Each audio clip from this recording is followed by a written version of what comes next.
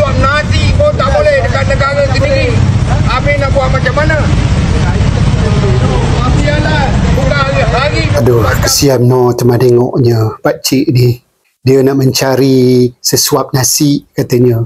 Tapi dihalang oleh penguat kuasa majlis bandaran. Habis dicampoknya semua petainya. Memang kesian meno teman tengoknya. Yelah nak mencari rezeki untuk keluarga ya.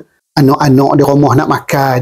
Dari satu segi memang kita rasa sangat bersimpati lah dengan pakcik ni. Sebab tu dalam komen-komen ada netizen yang mengatakan PM lah demo. Sebab demo nak bayar balik harga petai tersebut. Bersimpati dengan nasib pakcik tu. Petang tu apa pun tak dapat, agaknya macam mana lah anak bininya nak makan. Mau kita tengok lagi sekali lah koma videonya. Nah, ambil semua.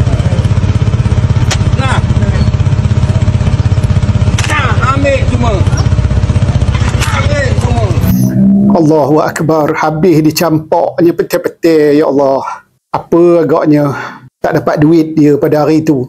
Tapi pakcik, dari satu segi yang lain pula, teman punya pandangan peribadi lah. Sepatutnya pakcik tak payah lebaran, tak payahlah marah, merampui macam tu. Buat apa dicampokkan petai-petai tu pakcik? Patutnya kalau dah orang kata tak boleh nak berniaga kat situ, angkut semuanya, cari tempat lain pakcik, larilah. Mungkin kat situ bukan rezeki kita.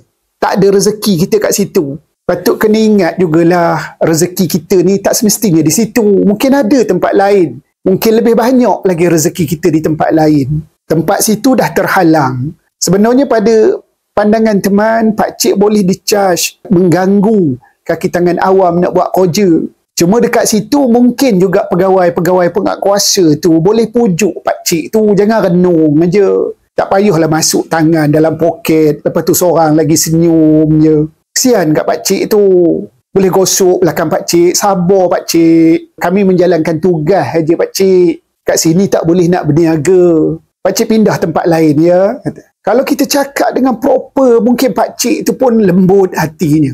Dan kita angkatlah balik petai-petainya. Letak dalam raganya. Tak rugi rasanya kalau kita ni menghormati orang yang lebih tua. Ataupun menghormati sesama kita. Itu pandangan peribadi teman lah. Begitu juga orang yang ada di keliling lalu lalang kat situ, patutnya sama-sama bantu. Jangan panahkan lagi. Sama-sama bantu sejukkan pakcik tu yang sedang baran, sedang marah tu. Dalam keadaan macam ni tak perlu merampui lah.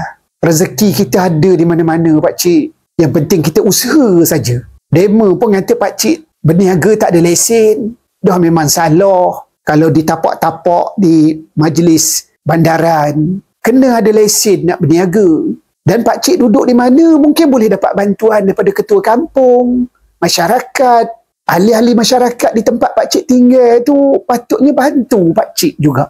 Bantu mereka untuk mendapatkan lesen. Itulah pandangan teman lah. Jadi teman juga mengharapkan komen lah. Apa pandangan koma? Tapi biarlah pandangan kita rasional.